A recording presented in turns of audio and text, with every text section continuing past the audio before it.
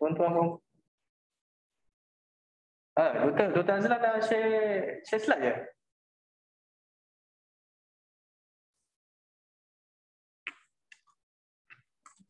Saya nak test ni kejap. Oh, okey, baik doktor. Sebab saya masuk pada 2 device ni. Sebelum tu saya kenalan dulu saja, doktor. Okay. Assalamualaikum warahmatullahi wabarakatuh. Dan salam sejahtera kepada tuan-tuan, puan-puan dan adik-adik yang sedang menonton secara langsung dalam program virtual PSN Science Fest 2021 dan julung kalinya kita adakan secara maya. Yang mana sebelum ini sejak tahun 2011 kita buat secara fizikal dan tahun ini kita buat secara maya disebabkan pandemik COVID-19 dan perlu mematuhi SOP yang ditetapkan. Sebelum kita mulakan kita punya sesi bengkel pada pagi ini daripada doktor, saya ingin kongsikan sedikit mengenai latar belakang program PSN Science Fest. Sejak penganjuran tahun pertama sehingga kini, PSN Science Fest telah menarik kunjungan hampir 3 juta anggota masyarakat. Berikutan dengan wabak pandemik COVID-19 ini yang masih melanda, PSN mengambil langkah proaktif untuk menganjurkan virtual PSN Science Fest secara dalam talian melalui platform maya di laman sesawang virtual PSN Science Fest. Dan untuk makluman semua, tuan-tuan, puan-puan dan adik-adik, tema utama bagi festival ini adalah STEM for a Better Tomorrow. Apa yang dimaksudkan dengan tema ini? Tema ini memfokuskan pentingnya inisiatif pembudayaan STI melalui pengetahuan sains, teknologi, kejuruteraan dan matematik ataupun STEM dalam meningkatkan kualiti kehidupan masyarakat pada masa kini dan masa hadapan. Tidak terkecuali tahun ini, PSN merancang untuk membawa pelbagai aktiviti menarik seperti pameran khas, kita ada pertandingan, kita ada banyak bengkel serta ceramah santai yang sesuai untuk isi keluarga secara maya. Pemahaman dan pengetahuan dalam bidang STEM membantu kita untuk lebih memahami fenomena alam yang berlaku dan bagaimana cara kita untuk mengadaptasi dan menambah baik kualiti kehidupan, terutamanya dalam cabaran era pandemik COVID-19 ini. Itulah sedikit saya nak kongsikan mengenai program virtual PSN Science Fest yang kita laksanakan, yang sedang berlangsung ini. Baiklah, seterusnya kita tanpa meninggalkan masa doktor, kita akan ke sesi bengkel yang ditunggu oleh para penonton semua. Sebelum itu saya ingin memperkenalkanlah secara ringkasnya bengkel ni berkenaan apa yang seperti yang mana semua sedia maklum, kita akan adakan sesi bengkel drone workshop. Drone ni adalah sebuah pesawat tanpa pemandu UAV yang boleh dikawal, sama ada menggunakan alat kawalan atau perisian kawalan yang dipasang di dalamnya. Yang dulunya drone ini digunakan sebagai bagi tujuan ketenteraan, sama ada untuk latihan tembakan atau anti pesawat, risiko atau senjata. Namun kini drone banyak digunakan secara meluas bagi pelbagai tugasan termasuk gunaan sukan, rekreasi serta penggambaran. Jadi untuk bengkel ini, jom kita sama-sama bersama dengan pihak Politeknik Shah Alam, iaitu saya berjemput yang berusaha Doktor IR Teknologi Dr. Ahmad Azlan bin Abdul Aziz, pensyarah Jabatan Kejuruteraan Elektrik Politeknik Sultan Salahuddin Abdul Aziz Shah, untuk menyampaikan perkongsian beliau pada pagi ini yang bertajuk Drone Workshop. Persilakan Doktor. Okey, bismillahirrahmanirrahim. Assalamualaikum, selamat pagi, salam sejahtera. Terlebih dahulu terima kasih kepada Pusat Sains Negara di atas collaboration di antara Politeknik Sultan Salahuddin Abdul Aziz Shah untuk kita memperkenalkan ataupun promote aktiviti yang bersifat teknikal, dan ada yang bersifat sukan. Macam mana kita nak blendkan supaya ianya sesuai dengan keadaan sekarang, bukan sahaja memenuhi aspirasi kerajaan untuk meningkatkan IR 4.0 punya inisiatif, tetapi juga ianya promote kepada aktiviti STEM, Science, Technology, Engineering and Mathematics. Ada yang di overseas dimasukkan Art, Science, Technology, Engineering, Art and Mathematics. Tetapi tak ada masalah, kesemua apa yang berlaku ataupun walaupun dia dikategorikan sebagai hobi, kita akan tengok nanti selain daripada hobi bermain drone itu sendiri, sendiri, dekat mana lagi drone ini boleh digunakan untuk memperkembangkan potensi diri penggemarnya, dan juga bagaimana ianya digunakan untuk mempertingkatkan pengetahuan teknologi. Okey, kalau kita tengok sekarang ni, sebenarnya drone dia akan masuk di tiga bahagian dalam enabling technologies, iaitu kita dipanggil system integration. Dia melibatkan banyak knowledge di dalamnya, bukan sahaja kita bermain-main drone, ada yang sebagai hobi, tetapi ianya lebih daripada itu. Kita akan discover, dan di akhir kursus ini kita akan tengok. Sebenarnya saya oleh kerana masa yang terhad ini, saya terpaksa tukarkan sedikit workshop kita kepada simulation. Bagaimana seseorang untuk enjoy the hobby, tetapi kita tak ada drone, tetapi kita nak belajar drone dengan lebih lanjut, kita boleh menggunakan simulasi, kita boleh masuk manual control macam kita playing games. Everybody can enjoy the hobby. Kalau kita ada sedikit kewangan, kita boleh adakan drone tu, kita boleh main macam biasalah, the hardware. Tetapi konsep pada hari ini kita akan discover bagaimana drone tersebut akan digunakan di dalam education.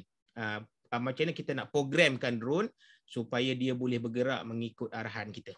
Okey, so tanpa membuang masa, kita teruskan ke bahagian yang pertama. Sebelum saya moving lebih lanjut, sedikit saya membuat pengenalan kepada apa yang ada di Politeknik Sultan Salahuddin Abdul Aziz Shah, sebab kita ada unit yang dipanggil Technology of Robotics and IoT Center, TRIC, yang mana bermacam aktiviti robotik kita akan kita telah bersama-sama aktiviti tersebut, antaranya drone. Kita ada drone, kemudian kita ada MyBot, kita ada sumo robot, kita ada turtlebot, dan kita ada aktiviti training. Kita bantu sekolah untuk subjek reka bentuk teknologi, bagaimana kita nak menggunakan, kita nak buat programming embedded robotics, bagaimana kita nak buat programming untuk Arduino, Raspberry Pi, kemudian kita ada Nvidia, Jetson Nano and so on. So jadi bagaimana kita nak menggunakan programming dengan kaedah yang lebih seronok dan lebih mudah. Yang paling penting, istilah seronok tu kena ada. Barulah ianya datang sesuatu yang walaupun susah kita belajar di peringkat permulaan, tetapi ianya akan memberikan sesuatu nikmat setelah kita berjaya menguasai ilmu tersebut. So apa yang saya nak promotekan pada hari ini adalah lebih kepada drone lah. Bagaimana kita develop drone di Politeknik, train student untuk pergi mewakili Politeknik dalam pertandingan-pertandingan yang ada di Malaysia terutamanya. Okey, so jadi dari segi saya punya outline hari ini, kita akan tengok apakah itu definisi ataupun definition. Sebelum kita pergi lebih jauh, kita akan tengok definition of the drone. Orang nak sebut drone, what is actually the terms drone to means. Kemudian kita akan tengok history dan evolution dia, bagaimana dia berkembang sehingga daripada military usage kepada user punya application. So jadi semuanya begitu, sama juga seperti internet. Dulu military yang gunakan internet, kemudian last kali user mendapat manfaat. So jadi kita akan tengok kategoris operator. Dalam Malaysia, dalam dunia ni, orang main drone ada berapa kategori? Bukan satu kategori dia, bukan sebagai hobi saja, sebagai pekerjaan, untuk dia feeding the family, macam-macam kategori kita akan tengok kejap lagi. Dan kemudian bagaimana drone ini relate dengan STEM teknologi, Science, Technology, Engineering and Mathematics. Kita akan tengok bagaimana sains masuk, teknologi masuk dan engineering masuk ke dalam drone. Kemudian kita akan tengok drone komponen, apa binaan-binaan drone yang biasa digunakan, term-terms ataupun istilah-istilah yang biasa digunakan dalam pembinaan sesuatu drone. Dan kemudian kita akan tengok apa yang Politeknik Sultan Salahuddin Abdul Aziz Shah telah melalui perkara-perkara research yang berkaitan dengan drone. Dan kita akan tengok sedikit programming drone menggunakan ready to fly drone yang kita panggil Tello drone, untuk kita demo sebagai workshop. Barulah kita sampai konsep workshop, bagaimana kita nak olah programming dan kita nak kontrol secara autonomous. Okey. Kemudian kita akan tengok yang pertama, iaitu definisi ataupun definition of the drone. Orang sebut tu drone sebenarnya apakah sebenarnya maksud yang sebenar di sebalik drone yang kita tahu nama dia drone. Tapi di sebalik drone itu nama teknikalnya kita akan panggil dia sebenarnya sebagai unmanned aerial vehicle ataupun UAV. Tanpa pemandu aircraft ataupun aerial vehicle ataupun kenderaan tanpa pemandu. Yang tu kita panggil UAV atau nama UAV ataupun UASES, Unmanned Aircraft System. So drone ni nama yang general, nama yang orang kata terms yang di-create untuk bagi nampak macam catchy sikit namanya, tapi sebenarnya dianya adalah UAV, salah satu daripada elemen UAV ataupun UASES, Unmanned Aircraft System. So dia sebenarnya adalah salah satu elemen robot. Robot. Kenapa Politeknik Sultan Salahuddin di bawah teknologi robotik and IoT Center ni terlibat? Sebab dia ada elemen robot dekat situ. Sebab kita lagi akan tengok apa itu istilah robot, dan di dalam unmanned vehicle itu terdapat GPS dan beberapa sensor untuk mengesan ketinggian, mengesan collision supaya tidak berlaku pelanggaran. So jadi beberapa elemen keselamatan harus dipasang kepada drone dan juga GPS, terutama yang ready to fly zone, ready to fly drone. Maksudnya apabila kita ada GPS, dia akan lock dengan GPS punya location dan kita boleh dipanggil return to home, RTH, return to home. Yang mana kalau kata kita fly drone tersebut, bila kita lock the GPS, bila bateri kita habis, kita just click one button, dia akan patah balik kepada last GPS yang well known. Okey, kemudian kita ada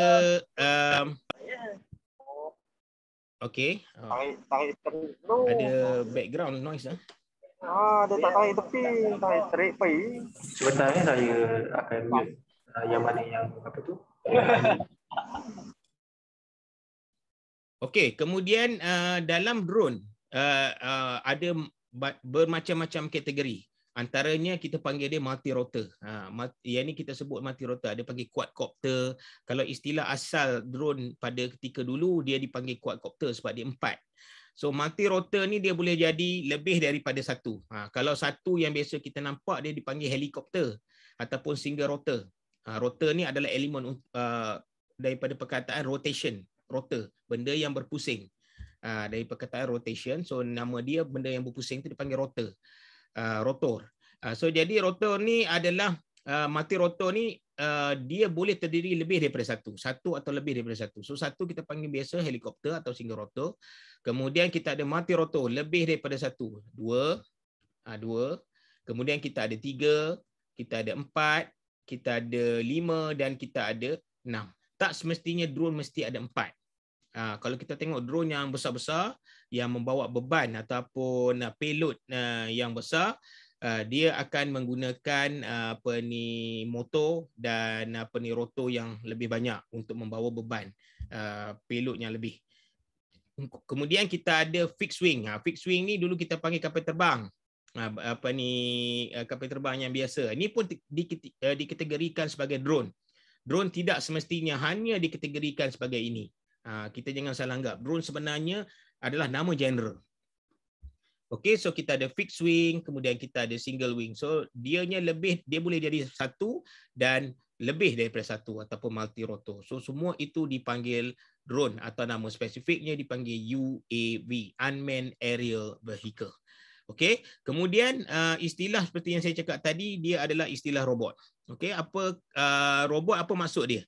Robot, any automatical or manual operated machine that replace effort of mimicking behavior, ataupun dia sebenarnya boleh menggantikan behavior manusia untuk memudahkan kerja. Sebab drone sekarang telah digunakan untuk penggambaran, drone telah digunakan untuk buat mapping, untuk pergi ke kawasan-kawasan yang kita tidak boleh akses. So jadi ianya memudahkan kerja. So apabila dia memudahkan kerja, sama ada dia bergerak secara automatik ataupun manual, dia dikategorikan sebagai element of robot. So secara tak langsung, mereka-mereka yang bermain drone dia terlibat dalam industri robotik. Okey, sebab dia adalah kategori of robot. Seterusnya, apa kategori lain yang ada? Seperti yang kita tahu, kalau helikopter dia akan lifting naik atas. Hovering dia akan naik ke atas, dia akan maintain, sama juga macam drone, dia akan naik ke atas. Dan juga dia ada satu istilah dipanggil VTOL, iaitu vertical take off and landing. Maksudnya dia boleh naik secara menegak ke atas dan turun ke bawah seperti dalam gambar rajah ni. Okey, seperti dalam gambar rajah ni. So jadi dia boleh bergerak secara vertikal dan landing juga secara horizontal. Okey. So itu dipanggil sebagai VTOL, VTOL, vertical take off and landing. Okey, so jadi kita kena clear bahawa drone istilah general, nama spesifik dia, nama orang panggil teknikal lah, dia panggil UAV, Unmanned Aerial Vehicle. Okey, kita tengok sedikit tentang sejarah. Sedikit tentang sejarah lah, sebab kalau kita tak faham sejarah, kita tak faham bagaimana ianya berlaku. Sebenarnya daripada peringkat asal dia lebih kepada mechanical work dan banyak digunakan oleh military. Okey, military di dalam kita drone adalah satu benda yang selamat selagi ianya tidak disalahgunakan. Kalau kata kita nak pergi, maknanya kenderaan tanpa pemandu kita sebut. Kenderaan tanpa pemandu tu UAV lah. So dia adalah elemen drone yang digunakan untuk pemantauan jauh, bawa bom ataupun apa sahaja yang tidak memerlukan manusia berada di dalam dia. Kemudian setelah tahun 2014 ke atas, drone telah menjadi komersial, telah digunakan sebagai hobi, telah digunakan sebagai salah satu elemen penggambaran, telah digunakan sebagai elemen untuk rekreasi dan sebagainya lah. Seperti yang dikatakan oleh MC tadi. So jadi kita kena tahu bahawa evolution daripada drone daripada military kepada hobi, kepada penggunaan seharian adalah salah satu benda yang sangat-sangat baik dan dia memudahkan banyak kerja kita seharian kepada mereka yang involved lah. Okey, sekarang kita cuba tengok kategori of drone operator. Seperti yang kita tahu, orang main drone tu hobi. Dia sebagai hobi, seronok-seronok, suka-suka. Tapi sebenarnya ada tak kategori lain digunakan drone ni dalam kehidupan seharian? Seperti yang kita tahu, drone ni untuk racing, untuk masuk pertandingan, untuk enjoy sebagai hujung minggu punya hobi, seronok-seronok fly, tengok kiri kanan, tengok view, tangkap gambar. Itu yang kebanyakannya kita tahu. Dan mungkin lebih sikit daripada tu, ada yang tahu bahawa drone ni boleh masuk pertandingan, ataupun drone tu kita panggil FPV. FPV, first person view. Dia kena pakai goggle dan dia akan fly menggunakan radio control. Drone tersebut akan masuk pertandingan. So itu antara biasanya orang gunakan drone, tapi sebenarnya dia lebih daripada itu.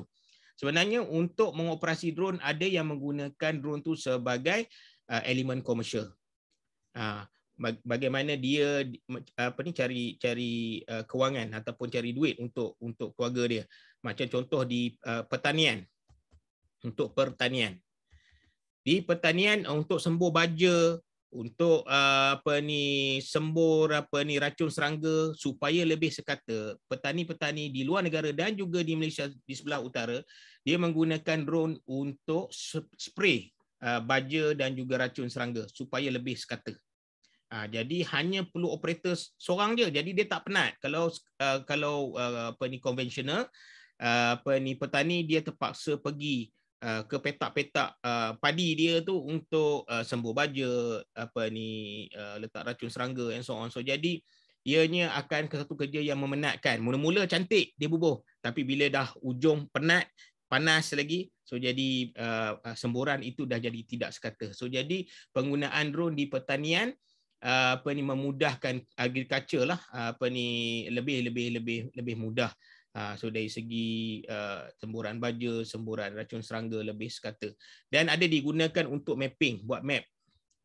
Buat mapping. Kita nak tengok kawasan yang nak kita lihat, nak buat mapping lah. So jadi kita boleh nampak siapa yang buat kerja-kerja ukur, QS. quantity of saving. Dia akan nak tengok kawasan, dia akan naik drone. Kemudian pemantauan tower telekom yang tinggi tu. Ada company yang nak tengok struktur dia okey ke tidak, skru dia, bolt and nut dia masih okey ke tidak, daripada dia hire rigger. Rigger ni adalah satu kerja pemanjat tower ataupun pemanjat tempat tinggi. So jadi daripada dia hire rigger, terpaksa kena panjat satu-satu dan orang kata apa, cost. Jadi dia fly drone untuk melihat setiap satu, dia tangkap gambar every element pada tower tersebut untuk dia buat inspection. So ini antara elemen drone yang digunakan untuk komersial bekerja, dan dia orang ni ada license pilot mengendalikan drone. Dan untuk makluman semua, untuk kita fly drone mengikut regulation di Malaysia di bawah Civil Aviation Authority of Malaysia, dipanggil CAAM, untuk kita fly drone ini untuk komersial dan kegunaan tertentu, kita perlu apply permit. Bagaimana nak apply? Boleh pergi ke www.caam.gov.my lah, dekat situ ada dia punya cara untuk kita apply permit. Tetapi kalau kita buat untuk perkara-perkara lain di dalam bangunan yang tertutup, ada netnya supaya mengelakkan drone tu keluar, untuk keselamatan saya jangka di dalam bangunan, itu tidak ada masalah. Tetapi apabila kita fly drone di luar daripada bangunan, dalam keadaan tinggi tertentu, terutama dekat dengan airport, dekat dengan kawasan-kawasan yang no fly zone area, itu kita kena mohon permit lah, supaya apa-apa berlaku pada drone kita, ada rekod siapa yang fly drone tersebut. Okey, seterusnya yang biasanya kita tengok ada masuk competition. Ni biasalah masuk competition FPV racing. Tengok siapa yang pandai mengendalikan drone racing. Dan untuk mengendalikan FPV drone ni bukan suatu benda yang mudah. Dia perlu dilakukan beberapa training. Saya akan sharekan bagaimana kalau kata kita tak ada drone tetapi kita nak belajar kontrol, macam mana kita nak buat? Kita gunakan simulation. So jadi hari ni workshop hari ni lebih kepada bagaimana kita nak pergi ke simulation. Real tak boleh nak tunjuk, sebab kalau kita face to face lebih mudah saya bawa equipment dan kita tunjuk. Tetapi kalau secara online ni, kita akan pergi kepada simulation.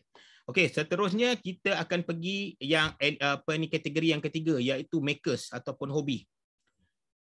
Yang mana kebanyakan operator drone ini menggunakan drone sebagai hobi.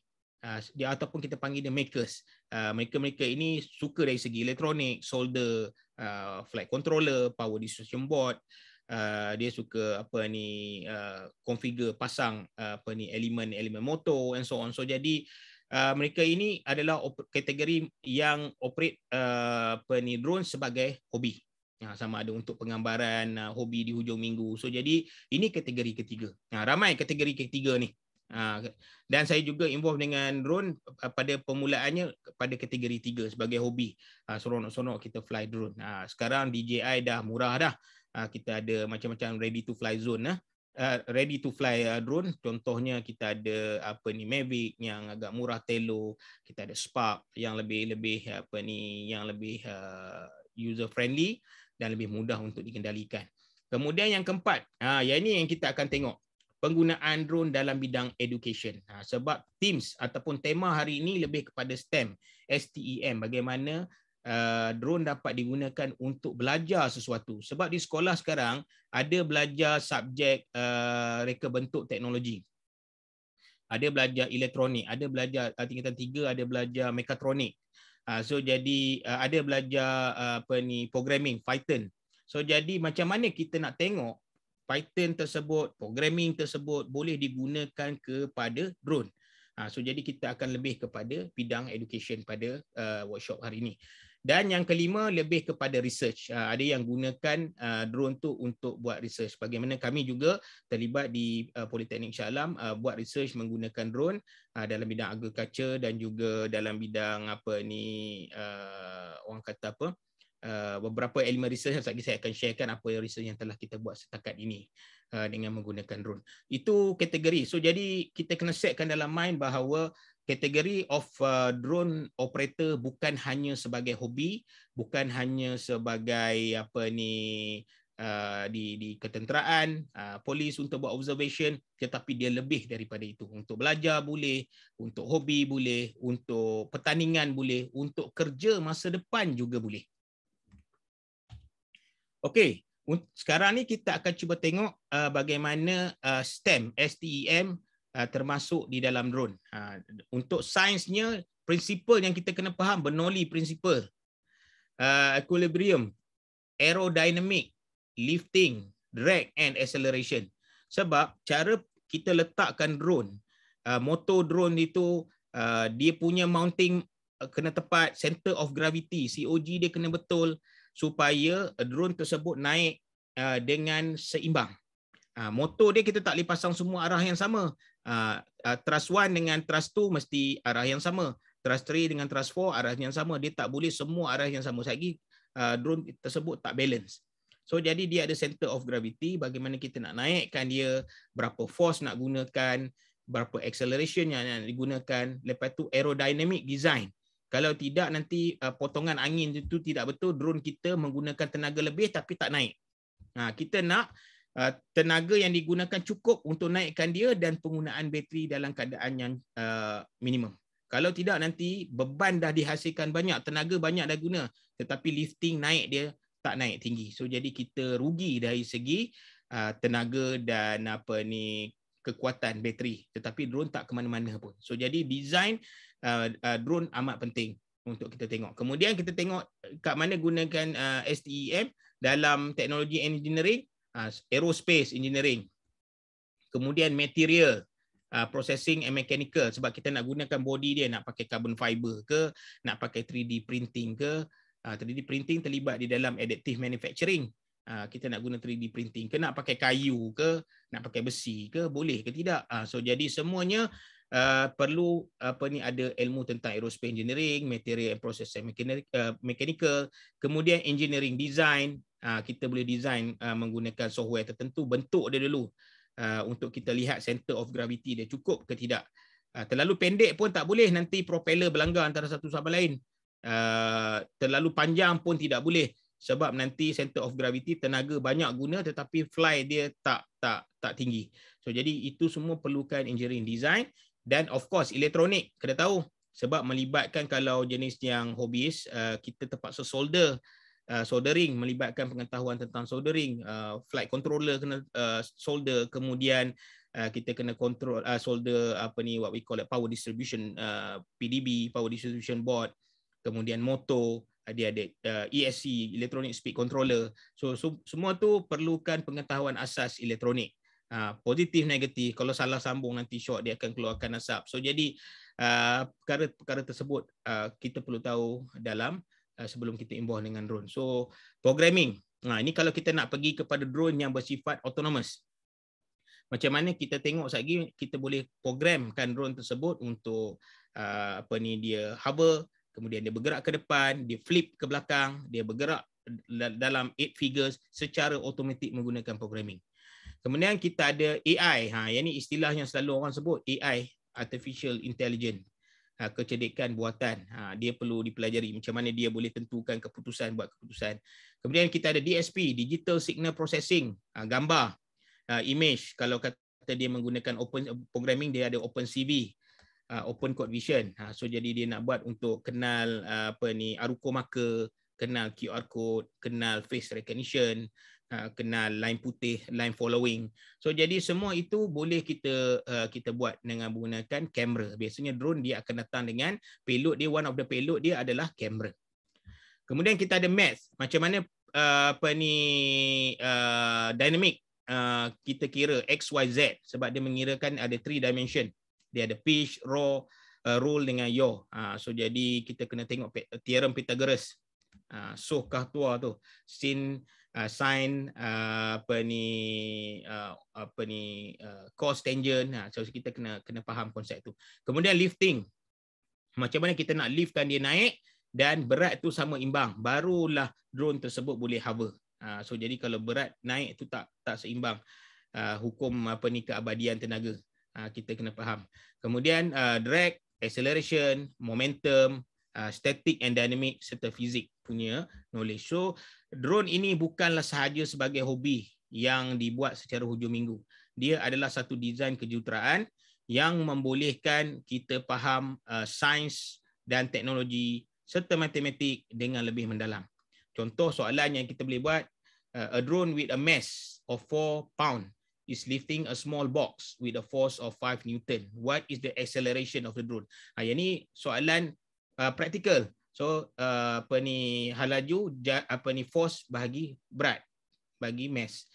So jadi kita masukkan nilai 5 dan mass dia kilogram darab dengan 0.454 sebab kita nak tukar pound kepada kilogram sebab dalam matematik kita kena pakai SI unit. SI unit, so kita kena tukar pound kepada kilogram. So that's why kita tukar dulu dan kita bahagi, kita dapat 2.75 meter per second squared. Okay, so jadi itu antara soalan yang boleh kita buat lah, yang boleh kita kira berdasarkan drone, elemen-elemen drone. Okay, seterusnya kita akan tengok drone komponen. Kita akan cuba tengok drone komponen. Dalam drone hobbyist ni apa elemen yang biasanya ada? Satu dari segi kita tengok nombor satu frame. Of course, frame lah dia punya badan. Design tadi, pengetahuan tentang additive manufacturing, bentuk dia punya design, material dia akan pakai. Kemudian kita akan tengok tentang motor. Dia ada dua, iaitu motor yang akan memusingkan propeller. Ini dipanggil propeller, benda yang berpusing ataupun rotor dia. Kemudian kita ada ESC, Electronic Speed Controller. Oleh kerana motor ini adalah high speed motor, satu motor controller perlu dipasang untuk control speed sebab apabila kita accelerate kita punya throttle, voltage yang berbeza akan diberikan kepada motor. That's why motor kita boleh naik tinggi ataupun kita boleh rendahkan dengan control voltage yang masuk kepada electronic speed controller. Dengan voltage yang berbeza, speed akan berbeza. So speed tersebut akan dikontrol oleh ESC, Electronic Speed Controller. Kemudian kita ada yang keempat, flight controller, FC. FC ini penting untuk ada yang pakai Betaflight, ada yang pakai Pixhawk, macam-macam jenis flight controller yang ada di market yang boleh kita gunakan untuk kontrol. Ini lebih kepada nak kontrol GPS-nya masuk macam mana, data GPS, data bateri, kemudian radio, receiver, controller, semuanya akan macam ini. Flight controller ni umpama macam CPU lah, Center Processing Unit, yang akan proses semua input daripada luar, data-data atau sensor-sensor daripada luar untuk diproses di dalam drone. Kemudian kita ada PDB, Power Distribution Board, yang mana power tersebut akan dibuat macam kita panggil power splitter lah. Macam mana kita nak splitkan power daripada bateri kepada komponen-komponen yang lain. Ada komponen sensor yang pakai 3.3 volt. Ada sensor yang pakai 5 volt. So jadi power distribution board ni yang akan bantu, dia ada regulation, dia ada regulator di dalam tu, dia ada splitter untuk pecahkan voltage supaya lebih tersusun. Itu kita panggil power distribution board ataupun power splitter.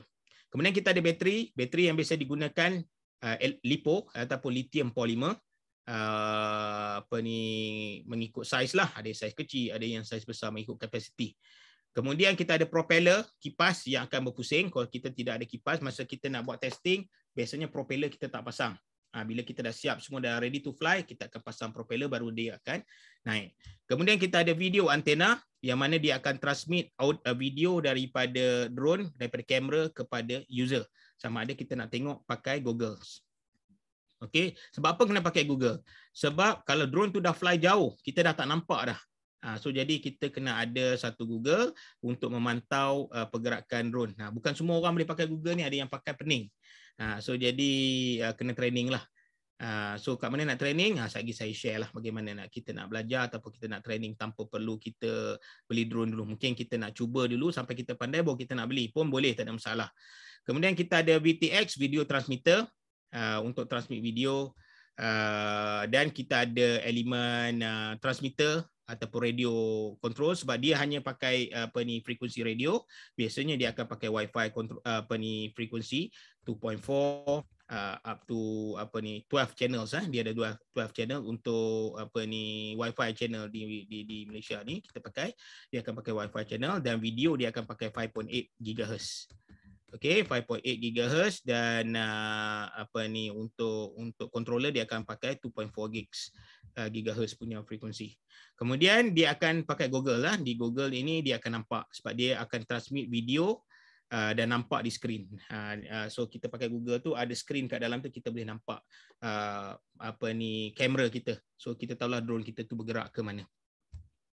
Itu secara lebih kurang lah drone komponen. Ini kita akan tengok hari ni bagaimana kita nak programkan ready to fly drone ni ataupun kita panggil TELO. Tetapi yang kelemahan untuk TELO ni dia hanya boleh operate 13 minit sahaja. Dia tak macam drone-drone yang FPV yang kita boleh buat macam ni. FPV ni boleh tahan lama sebab dia pakai bateri yang agak besar dan kita boleh customize. Dia tak macam drone ini, tetapi drone ini agak manual dan susah untuk dikendali kalau kita newcomers. Kemudian kita ada dan kamera dia adalah untuk TELO ni adalah 720 pixel dan dia ada 2 antena kat dalam tu lah. So dia boleh pergi maksimum transmission 100 meter. Okey, so selain daripada ESC, bateri dan elemen-elemen lain yang telah saya terangkan tadi, ini adalah dia punya penerangan lah, electronic speed controller untuk control speed, kemudian bateri, kita ada GPS. Macam tadi return to home, kita nak kalau ada ready to fly zone, kita klik saja dia akan patah balik mengikut last GPS position supaya kita boleh tahu kedudukan drone kita tu di mana. Kemudian kita ada gyroscope, stabilization, IMU, kompas dan magnetometer. Ini semua adalah elemen-elemen yang nak tentukan drone kita tu seimbang ataupun tidak, stabilize ke tidak. So gyroscope ni very important, nak tahu XYZ punya pergerakan. Dia sama macam IPU. Kompas penting untuk kita tahu utara, selatan, timur, barat, dan magnetometer lah, kita boleh tahu calibration and so on masa kita nak buat calibrate. Sebab apabila kita dah pasang drone kita kena calibrate dulu zone di drone kita, sama ada kita nak, dia akan tentukan pusingan dia supaya drone tu boleh tahu arah depan, belakang, kiri dan kanan, supaya apabila kita lifting the drone tu seperti apa yang kita nak. Takut lagi bila kita kontrol ke depan dia pergi ke belakang. So maksudnya calibration kita tak betul lah. Seterusnya saya akan share sedikit ini apa yang telah kita buat. Kita ada lebih kurang dalam 5 minit lagi. Sebelum saya hand over. Ini antara apa yang kita dah buat research berkaitan dengan drone. Kita gunakan kita design antena sistem pada drone, dan drone tersebut boleh ukur ketinggian menggunakan RF lah. Dia menggunakan RF. Selama hari ini dia menggunakan laser. Normal research drone dia pakai laser ataupun ultrasonic bunyi untuk tentukan ketinggian drone daripada tanah, ataupun kita boleh pakai data-data daripada flight controller. Tetapi ini kalau kata kita nak buat optional, kita buat research untuk baca ketinggian menggunakan radio frekuensi. So jadi dia tembak radio frekuensi ke bawah, dia pantul balik dan dia baca berapa ketinggian drone tersebut. So ini mungkin lagi ada Jeffrey akan buat penerangan sedikit tentang apa yang telah dia bersama-sama dengan tim Politeknik, bagaimana dia start daripada awal sehingga dia menjadi seorang operator dan memenangi tempat pertama dalam drone operating field di Politeknik sebagai orang kata jurung kali penerima anugerah gold untuk drone operating. Daripada dia pasang, daripada kosong dia pasang, dia setting sehingga dia fly. Pertandingan itu dibuat di Dungun, dipanggil Poliskill, dan Cik Jeffrey merupakan pemenang anugerah gold untuk pertandingan tersebut. So mungkin sekejap lagi ada sesi untuk beliau 15 minit. Kemudian kita akan ada pertandingan autonomous punya workshop kejap lagi lah, saya akan tunjuk. So seterusnya research yang kedua adalah kita menggunakan drone untuk provide IoT. Maksudnya sebelum ini kita provide Internet of Things ataupun internet kepada farm ataupun kawasan pertanian menggunakan tower. Kalau kata kita nak pasang antena, lagi tinggi tower kita, lagi jauh kita boleh dapat. Tetapi kami tak pakai tower, kami pakai drone. Maksudnya drone tu fly, selain daripada boleh menengok kawasan pertanian, dia boleh bagi internet servis kepada kawasan pertanian tersebut. So jadi kita naik drone tu lebih tinggi, tak perlu pasang tower lagi dah. So jadi drone tu naik, dia bawa internet punya servis sekali. So itu kita menggunakan kaedah drone. Okey, kita akan tengok macam mana kita programkan simulation. Kita akan pakai Telo dan menggunakan software. Sebelum tu, kalau kata siapa yang berminat untuk pergi manual control so jadi dia boleh pergi kepada, saya menggunakan ini untuk selain daripada kita play around dengan games, dia juga boleh digunakan sebagai teknik untuk kita belajar manual control menggunakan radio. Kita boleh sambung radio biasa yang kita gunakan untuk controlling drone yang real, sambung sebab dia ada elemen trainer di belakang dia. Kita boleh connect, sambung ke USB dan kita boleh control drone. Saya menggunakan DRS simulator untuk saya belajar bagaimana saya nak control manual drone. So jadi dia dah jadi macam real punya pertandingan ada, sebab kita boleh, ini boleh dapat dalam Steam STEM punya community yang kita boleh download. Ada sedikit bayaran yang perlu dikenakan untuk kita download di software dan kita boleh belajar manual. Okey, untuk autonomous saya akan pergi kepada software yang kita gunakan simulation ataupun drone blocks IO, input output, dan kita akan tengok macam mana kita nak program dan drone. Okey. Saya dah siapkan sedikit programming menggunakan drone blocks. Ini kaedah yang sama kita gunakan semasa kita buat Tinkercad ataupun MIT programming menggunakan drone blocks. Mula-mula apa yang saya akan buat di drone ini, saya akan suruh drone ini naik take off. Dia akan keluar, kita tarik aja, just drag and drop. Kita tarik, drag and drop, tarik aja. Macam tu. So jadi kalau kita tak nak, kita just buang dia ke dalam tong sampah. So jadi kita masukkan take off lebih kurang 1 meter, kemudian dia akan fly forward lebih kurang dalam 63 inci. Kita boleh tukar dalam cm, 63 inci, tak apa saya pakai inci. Kemudian turn left. Drone ini akan saya suruh untuk dia turn left 18 inci, fly up 10 inci, fly forward 30 inci, fly right, fly up, fly forward, dan seterusnya. Last kali flip. Dia akan flip backwards. Biasanya kalau dalam drone ni orang suka buat flip. Dia flip backward dan dia akan land. So jadi kita akan tengok macam mana simulation ini kita buat. Kita nak tengok programming yang kita buat ni boleh tak programming drone yang kita buat. So dianya hanyalah drag and drop saja. Tarik, masukkan. So kita try, kita tengok, kita launch the mission. Kita tengok dia jadi ke tidak. Okey, drone tu akan naik. Take off. Kemudian dia akan forward. Dia akan forward 63 inci. Kemudian dia akan fly left 18 inci. Dia akan fly up 10 inci. Fly forward 30 inci. Fly right. Fly up. Kemudian fly forward. Kemudian dia fly left. Fly up 10 inci. Fly forward.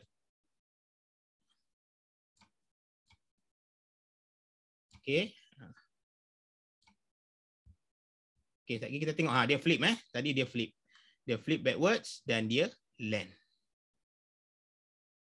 Okey, kemudian kita boleh reset dia. Maknanya dia kembali kepada asal. So jadi ini kita boleh gunakan platform ni kalau kata kita tak ada real drone. Kita tak ada real drone, contohnya kita gunakan platform, kita nak belajar simulation dulu. Kita boleh gunakan this platform. Macam saya cakap tadi, manual kita boleh pakai DRL controller. Contoh katakanlah kalau kita ada banyak masa, sempat kita buat bersama-sama ni. Tapi oleh kerana ni sekadar workshop ini, kita nak tunjukkan bahawa ada cara lain untuk enjoy the hobby. Untuk belajar sains, teknologi, engineering, matematik dan programming ini kita boleh belajar tanpa kita ada drone pun.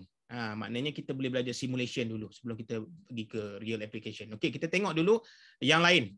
Okey, yang ni dia akan buat figure of 8. Angka 8. Drone tu akan bergerak dengan angka 8. So kita try launch the mission. Tengok drone tu akan buat apa. Okey, drone tu akan buat angka 8 semua pakai koordinat X, Y, Z. Ini pentingnya dynamic control. Dan dia land. Okey, mission lain lagi ada tak? Saya tengok my mission mission lain yang telah saya buat sebelum ni. Kemudian kita ada curve apa ni. Okey, kita tengok figure of 8 secara mendata pula. Okey, figure of 8 secara mendata. Kemudian kita launch mission. Okey, kita boleh tengok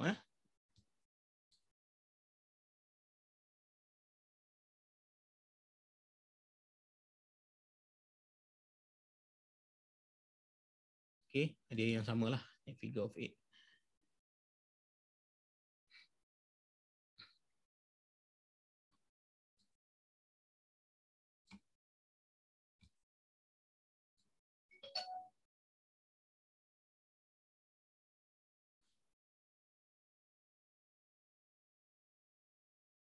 Okey, so jadi ini antara elemen yang boleh kita gunakan untuk kita punya apa ni workshop ini. Tak banyak saya mampu tunjukkan sebab hanya saya diberikan lebih kurang dalam 30 minit sahaja untuk saya demo kepada tuan-tuan dan puan-puan dan peserta semua hari ini workshop. Kalau tidak, kita boleh bersama-sama lagi explore tentang programming. Sebab saya lebih passion ataupun kesungguhan saya lebih kepada untuk educate people bagaimana nak enjoy the drone, cara programming. So jadi kalau kita tak ada drone, tak mampu nak beli drone, kita boleh gunakan simulation. Begitu. So untuk itu saya mungkin akan ada sesi untuk saudara Jeffrey selepas ini. Saya serahkan kepada moderator. Saya telah selesai untuk bahagian saya.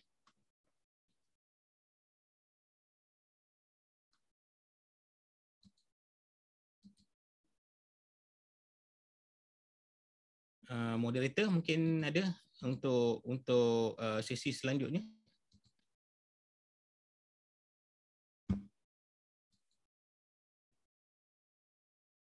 So mungkin apa ni Jeffrey boleh terus ambil Jeffrey boleh teruskan.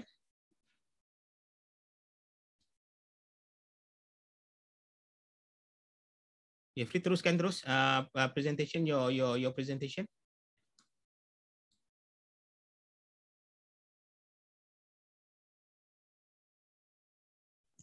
Ada dua. Encik Jeffrey boleh share screen kan? Ni kot yang takut dia tak boleh ambil diri dia. Okay, baik.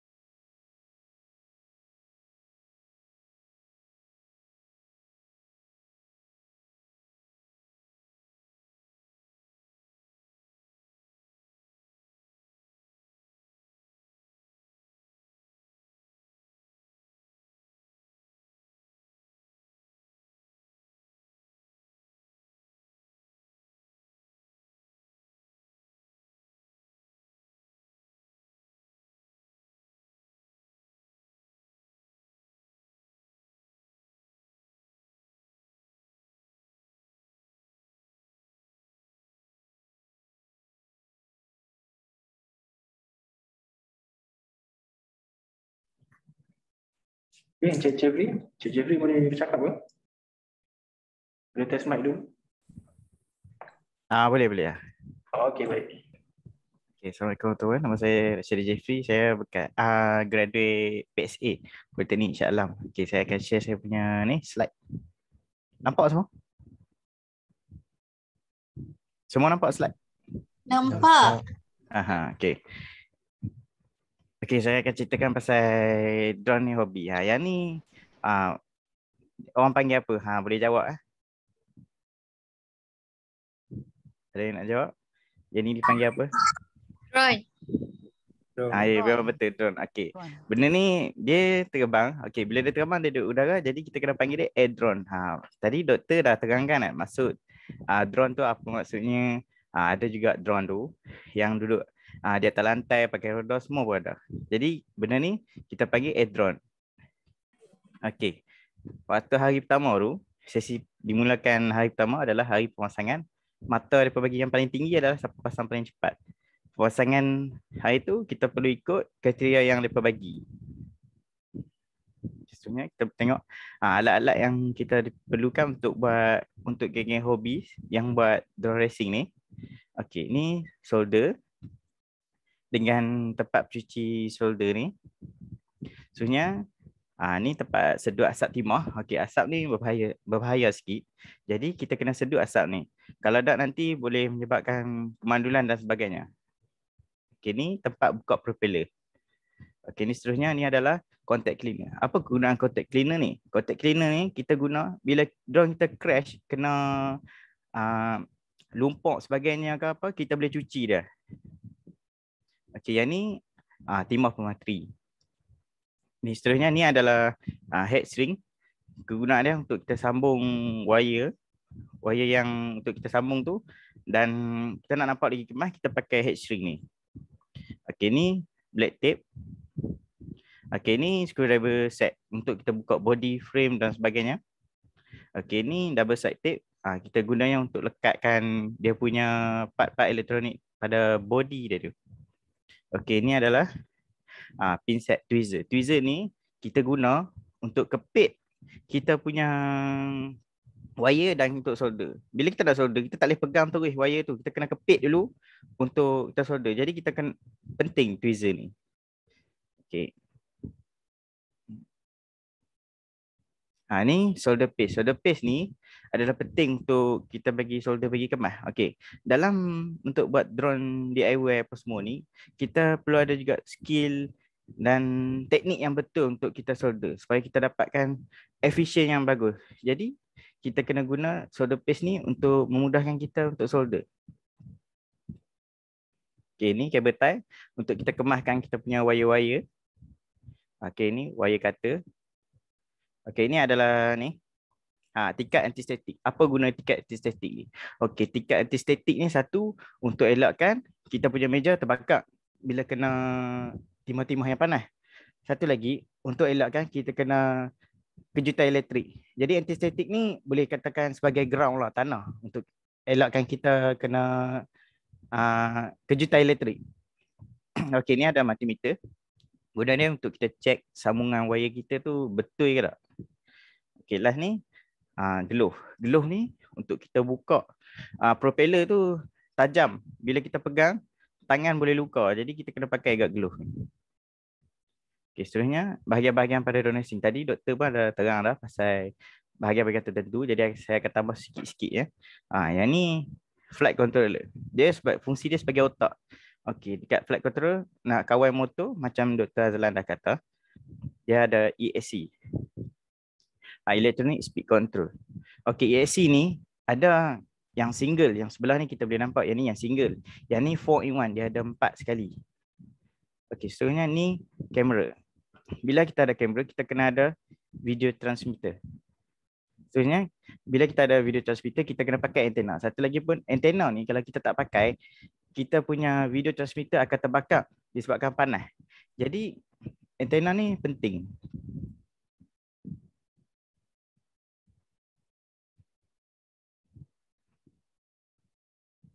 Okey, ini adalah receiver. Okey, ini adalah connector XT60. Kita gunakan untuk connect bateri LiPo. Ni adalah silicon wire. Sebab apa kita pilih silicon wire? Silicon wire ni untuk drone racing ni sangat penting. Sebab apa? Kalau kita pakai wire yang biasa, boleh menyebabkan dia punya, orang kata, getah dia tu akan cayak. Jadi kita pakai silicon wire sebab dia punya ketahanan haba tu tinggi.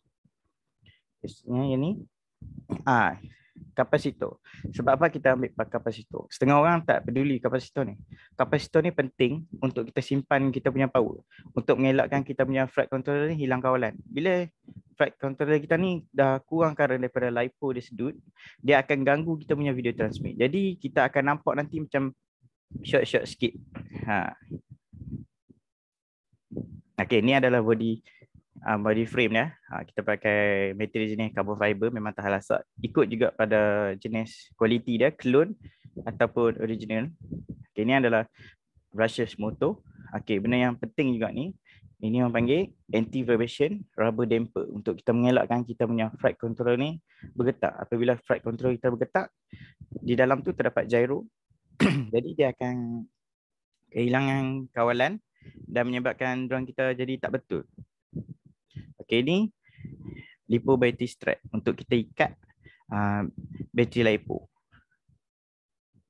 Okey, ni barang-barang dia yang diperlukan adalah transmitter ataupun dikenali sebagai controller yang ni. Yang ni lipo battery selalu digunakan untuk drone racing adalah 4S.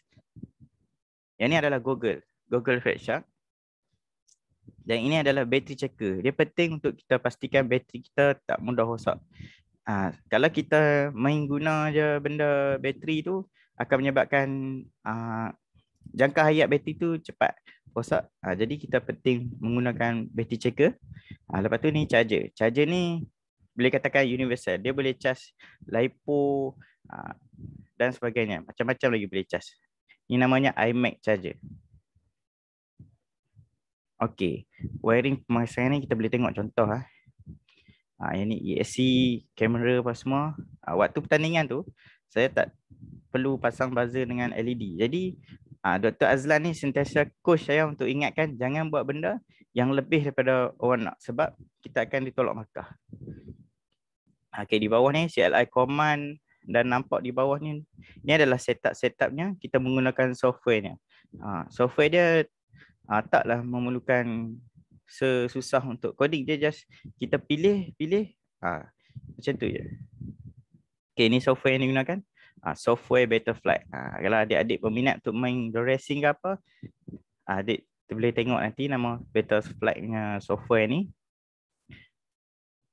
Okay, pada hari tu task yang perlu dibuat untuk pertandingan ni, dia bagi flash firmware. Flash firmware, apa maksud flash tu? Flash tu macam kita masukkan atau gantikan atau upgrade ataupun downgrade. Flash dia punya firmware sebagai yang paling latest. Dia ikut juga pada waktu tertentu. Kadang-kadang yang latest pun mungkin ada bug, jadi kita pakai downgrade balik. Okay, ni namanya OSD yang ditunjukkan. Kalau boleh tengok kat bawah ni ada Mobula 7 ni adalah namanya. Seperti yang di set, flight mode, throttle position, flight time, RSSI, battery commission.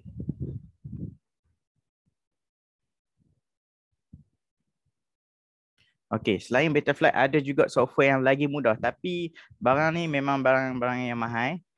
Just satu klik dia akan set up semua benda. Nama dia benda ni Flight One. Okey, FC dia yang ni. Ni barangan-barangan yang laku lah. Kebanyakan di dalam community. Flight One ni saya tak pakai sebab dia punya barangan bajet dah tinggi.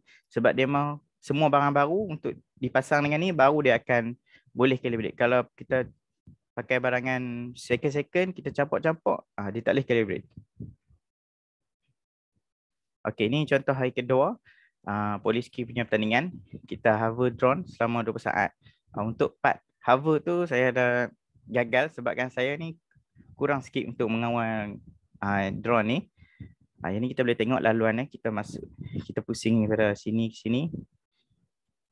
Macam ni lah selalunya, walaupun di luar yang dibuat pertandingan pun lebih kurang macam ni. Dan ikut juga, ada yang senang, ada yang mudah, ada yang payah. Okey, ni contoh video kita boleh tengok LOS, line of sight. Line of sight ni maksudnya kita tengok terus kepada drone tu.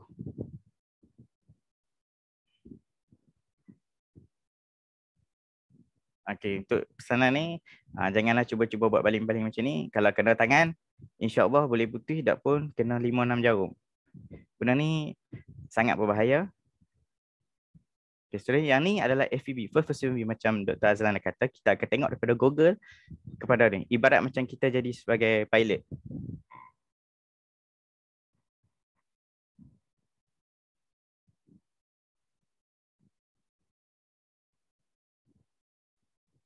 Kita boleh tengok macam mana dia punya lekat dia tu.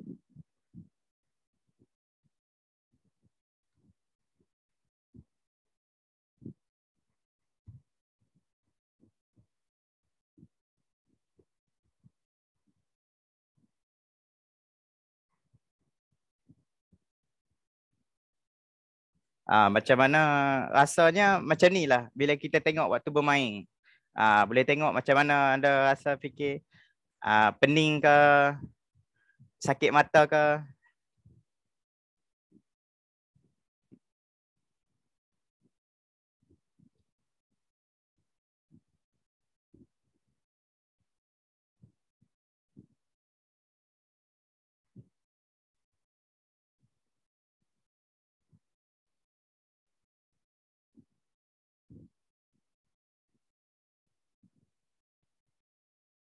Yang ni dimainkan waktu di padang waktu sebelum pertandingan, duk tengah training ni.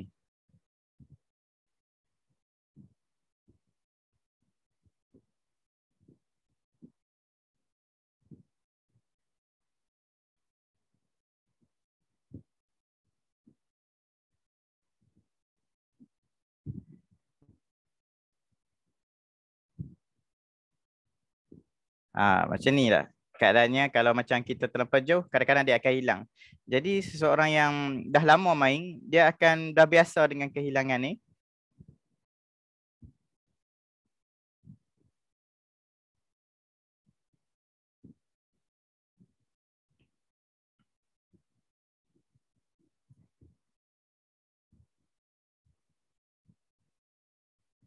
Okay, ni habis dah. Kisahnya, kita akan ceritakan pasal mode drone yang boleh di set ni. Drone ni kita boleh set. Kalau boleh tengokkan, saya ada contoh satu drone yang kecil ni. Saya akan tunjuk macam mana pergerakan dia. Okey, mode sudut angle ni, dia mode yang untuk peringkat awal kita boleh main. Kalau kita belok macam ni, dia akan stay patah balik macam ni. Itu adalah untuk mode sudut. Untuk mode horizon apabila kita tolak kita punya toggle, habis dia akan flip balik dan duduk tetap di tengah. Itu untuk mode yang kita nak bergerak ke mode yang seterusnya, mode akro tu. Okey, tahap kendiri ni lebih kurang sama dengan mode sudut ni, angle mode. Okey, mode akro ni mode yang selalu digunakan oleh orang ramai yang duk main FPV racing ni. Kalau mode macam akro ni, untuk fahamkan semua orang, apabila contoh kita twist sikit macam ni, dan kita biar dia akan stay terus macam ni je. Dan throttle pun dia takkan duduk diam. Walaupun kalau kita twist sikit naik ke atas, dia akan naik dan turun balik. Jadi kita semua kena kawal sendiri. Untuk mode 3D ni, drone ada juga orang buat mode 3D tapi jarang orang main. Mode 3D ni lebih kepada helikopter orang main. Mode 3D ni maksudnya apabila throttle kat tengah tu, ke atas dia akan naik dan ke bawah dia akan turun. Lebih kurang macam tu lah. Yang mode 3D ni yang paling expert selalunya nak main. Okey. Kat mana lagi kita boleh cari untuk kalau yang mana yang berminat pasal drone racing ni? Dulu pun saya pun banyak belajar rata-rata pergi sana pergi sini untuk cari pasal pengalaman ni. Sampai sanggup habis duit ribu-ribu demi benda ni, berjimat cermat. Kita boleh tengok kat internet, kita boleh cari dekat Google dengan YouTube biasa yang kebanyakan kita boleh tengok. Okey, yang ni adalah community. Community ni kita boleh jumpa dalam Facebook dan sebagainya. Adik-adik boleh tangkap gambar kalau nak tengok grup ni, FPV Racing Drone Malaysia. Daripada grup ni dulu, first saya masuk waktu SEM 1 dan saya jumpa orang-orang community dan saya belajar. Lepas pada 2019, kebetulan ada pertandingan Police Skill ni. Lepas tu saya masuk. Untuk kalau adik-adik nak tahu, yang mana yang masih bersekolah, adik berpeluang untuk mewakili Malaysia. Dia ada World Skill. Tak silap saya pernah dengar ada budak sekolah yang masuk dan wakil Malaysia. Okey, kat mana kita boleh dapatkan barang-barang lokal ni? Untuk barangan drone-drone ni, kita pastikan selalu kena alert pasal benda ni. Sebab di mana-mana pun ada juga scammer, jadi kita perlu tahu tempat tu betul ataupun tidak. Okey. Contoh-contoh kedai ni, Hobby Gang yang famous dekat Malaysia ni. Hobby Gang, Hong RC, LNRC, RC Hopes, seller di Shopee. Seller di Shopee ni selalunya kurang kenal. Yang semua Hobby Gang, Hong RC, LNRC, RC Hopes ni, dia orang semua ada di dalam grup FPV Racing Drone Malaysia. Yang dulu waktu masa mewakili Politeknik, Hobby Gang ni banyak supply barang beli dengan dia. Okey, tamat. Ni yang di hujung ni yang piece tu hujung ni adalah coach saya. Yang hujung sana pula ni, yang perempuan ni, yang ni adalah penjaga saya dan juga coach yang kedua juga. Yang dua orang ni adalah saya punya team member yang selalu support semua benda. Okey, tamat. Ada yang nak request untuk tengok simulator tu tak? Yang Dr. Azlan saya pun ada juga. Kalau ramai nak, saya boleh run transmitter. Saya sudah letak kat tepi ni.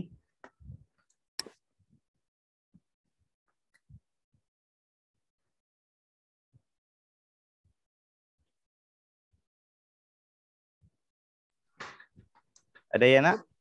Boleh lah, boleh. Boleh.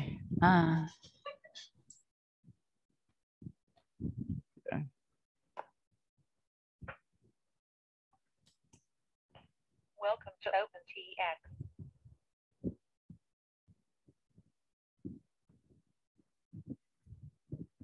Sekejap,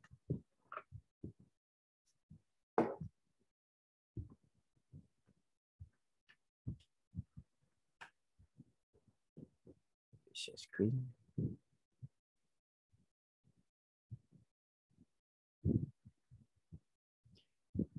Saya tengah masuk daripada tadi. Saya dah standby.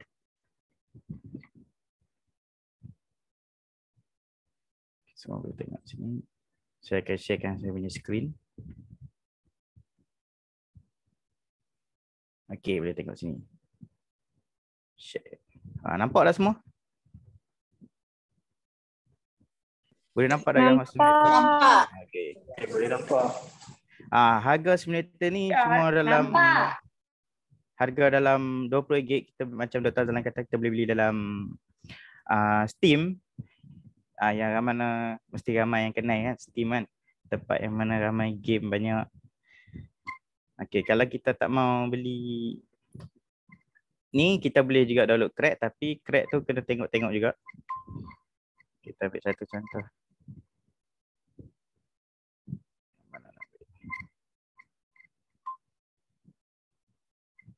Nama apa software ni? Ya. Yang ni. Ya. DRL Simulator. Terima kasih.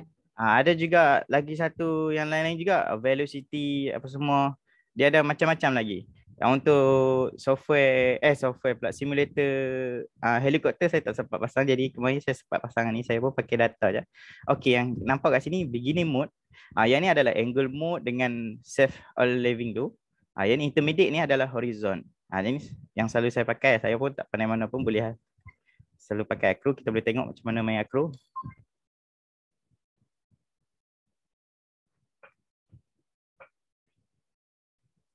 Yang ni untuk kita boleh dapatkan, kalau nak main simulator ni kita boleh dapatkan yang budget punya dalam 100 lebih. Kalau macam yang ni yang sedang-sedang dalam 500, ada lagi yang lagi mahal, lagi 2,000 sampai 5-6,000 pun ada juga. Okey. Macam ni lah kita ambil selalu. Dia akan stay macam tu. Tapi yang kelebihan kalau tengok kat sini, kita langgar sana sini, pakai simulator ni, kita bagus untuk trading. Sebab apa? Sekali langgar dinding tu memang kalau tak berkecai tu dah tak ada rupa dah kan. Jadi duit memang habis. Jadi boleh, adik-adik yang berminat boleh cuba praktis pakai benda ni. Jadi saya sedang mengawal pakai ni, transmitter saya ni. Jadi ni adalah tempat indoor kan. Dekat tempat lain sekejap.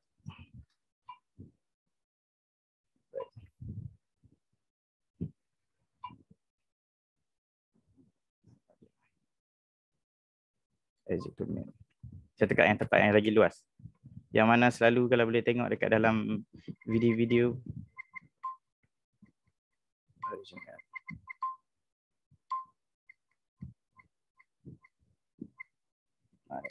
Tempat ni luas sikit. Macam kita tengah main, nampak dekat bawah ni kadang-kadang ada net pop up. Ada orang ajak join racing. Kalau kita main pun, kalah pun tak apa, tak ada masalah. Kita tengok sekejap.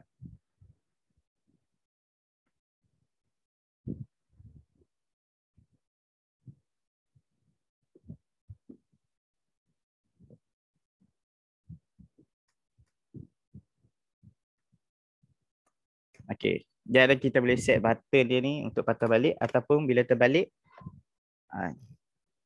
balik kita boleh ni ke balik tekan ni. Okey, kita boleh tengok.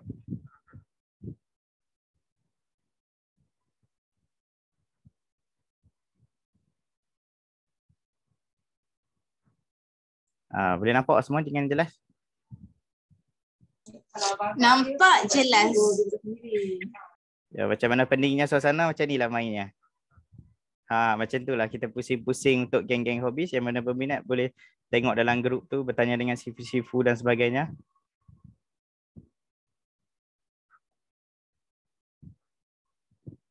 Untuk simulator real tu saya tak ada drone yang boleh pakai, semua saya belum beli. Jadi kebanyakan saya main simulator ni kadang-kadang bila ada hari cuti.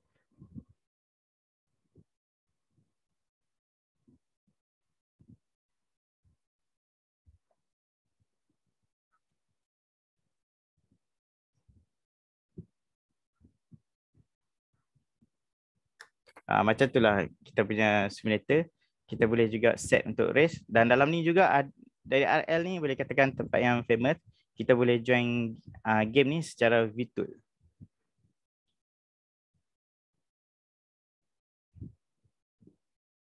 Okey. Selain daripada ni ada apa-apa pertanyaan untuk yang terakhir? Bagaimana nak dapatkan simulator tu?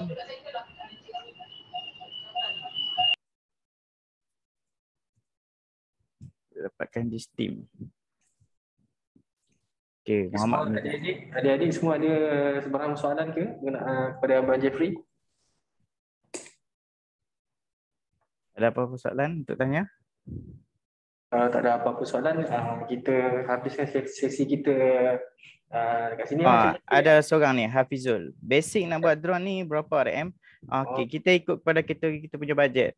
Kita boleh dapat at least paling murah barang second hand dalam Facebook tu kita boleh cari mungkin dalam RM1,000 ataupun kalau boleh dikatakan orang yang lama nak pencet kan, dah cuci tangan, kita boleh dapat lagi murah bawah 800 atau begitu sebagainya. Okey, lagi ada soalan apa lagi?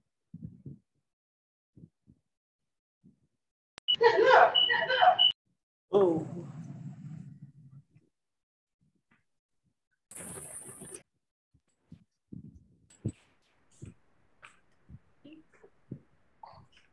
Ya, ada apa soalan? Ada soalan lagi? Drone. Ada soalan lagi tu? Ada. Mohon salah. Drone kamera macam mana nak handle? Soalan lagi, drone racing ni kalau beli 10 unit bila main semua bergerak sekali, macam mana nak jadikan gerak asing-asing? Yang ni complicated punya soalan. Jadi yang ni kita kena maksudnya satu radio ni nak gunakan untuk 10 unit drone. Boleh, kita boleh set dia. Kita boleh tambah dia. Kita boleh tambah dia. Kalau boleh tengok kat sini. Ikut pada jenis. Tak nampak lah Cik Jeffrey. Tak, kena tutup filter tu.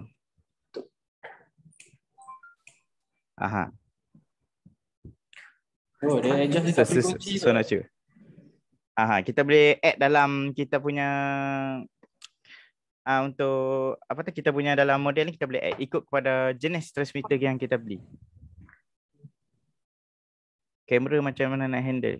Untuk masa sekarang ni saya ada penambahan sikit. Untuk masa sekarang ni dah ada yang digital. Digital ni kita nampak macam kita tengok macam kita rakam GoPro, nampak sebiji macam tu. Digital ni mostly yang provide tu DJI. DJI punya produk, adik-adik boleh tengok DJI FPV Racing Drone. Dok pun adik-adik boleh beli barangan custom sendiri dan pasang kamera DJI dan pakai goggle DJI.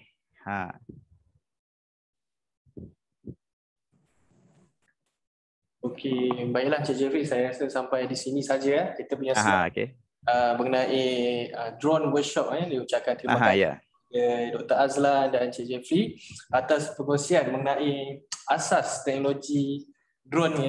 Sebelum sedikit kita dapatlah pendedahan mengenai bagaimana penggunaan teknologi aplikasi dan kita dah dapat lihat juga simulator ni macam mana drone tu berfungsi. Okey, terima kasih Cik Jeffrey, Dr. Azlan.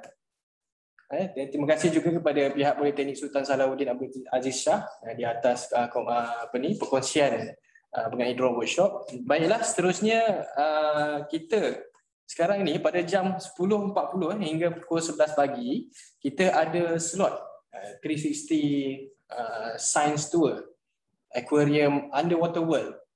Yang ini kalau adik-adik yang merindui Pusat Sains Negara, lama tak datang PSN, kalau nak tengok ikan tu, kami akan sajikan tayangan video aquarium underwater world kepada anda. Dan seterusnya video tu anda boleh saksikan di laman sesawang Virtual PSN SciFest. Anda boleh search di bahagian 360 Science Tour dan saksikan tayangan video tersebut. Dan seterusnya kita akan ada slot virtual STEM workshop, Fun with DIY Science Project pada jam 11 suku 11 suku sehingga 12 suku. Dan jangan lupa saksikan, kita akan jumpa di slot yang seterusnya. Okay. Bye-bye. Terima kasih. Bye-bye. Thank you. Okay, thank you. Terima kasih Cikgu. Sama-sama. Thank you. Thank you Cikgu. Thank you, Cikgu. Bye. Bye-bye. Thank you. Waalaikumsalam. Bye Cikgu. Thank you Cikgu. Terima kasih. Sama-sama. Terima kasih. Terima kasih.